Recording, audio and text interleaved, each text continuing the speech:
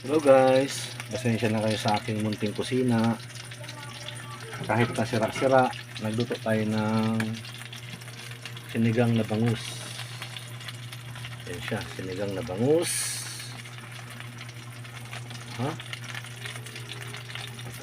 At syempre, piniritong tamban. Pasensya na kayo sa aking munting kusina, hindi siya ganun kaganda. Pero masarap naman ang ating luto. Ayan na po siya. Yung ating bangus, ilagyan lang natin siya ng kamatis, sibuyas, paminta, okra, siling malaki, saka kangkong. Diba? Yan. At ito namang ating prito na tamban. Lagyan natin siya ng asin, saka